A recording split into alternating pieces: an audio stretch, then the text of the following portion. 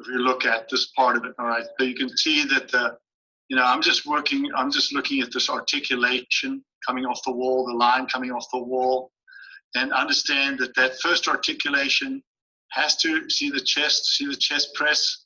It's a very tight snap, all right?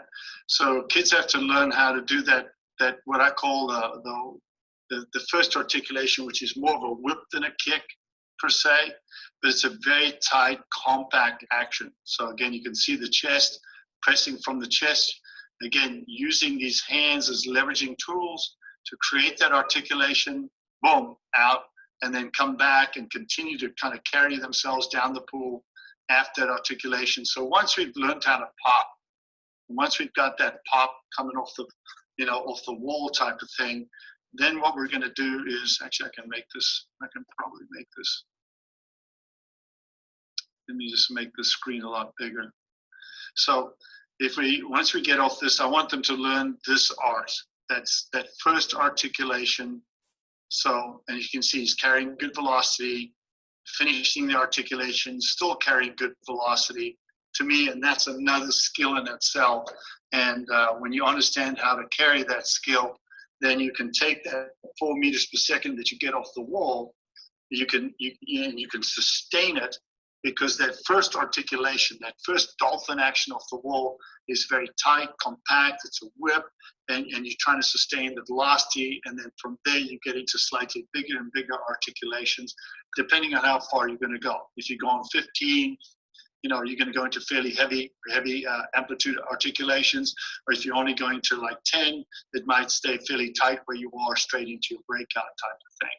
So that just looks at this from the articulation side. So, and again, too many people feel like they take their hands and move the hands way too much, and you can see it's all articulated through the chest. And it doesn't matter whether it's going to be the same athlete. You'll see, again, so here he's going to, again, do the same thing, except now he's going to be on his stomach, and you can see the chest action basically the same. Action is the same, and the velocity after the action is the same off the wall. And I think that's an art, and that's something that, to me, I do a lot of training, especially at the collegiate level, is that I might just do wall impulses, and they have to get to 4 lines of a wall impulse, comfortably get to 4 lines of a wall impulse, and then I'll say, okay, 5 lines on a wall impulse plus one dolphin action. So that initiate in that first initial leg action, tight whip kick, and they know basically how to kind of stack that on top of the wall impulse in a way that they don't lose velocity, they actually gain and sustain velocity for a longer period of time. And I think both those things are art forms. It's not something you just do. And I have to really show them this video, like I just last year in teaching these kids how to articulate underwater and how to do a wall pop and pop off the wall and carry their speed and have that impulse and carry their speed. They watch this video I'm showing you many, many times in the process of learning that.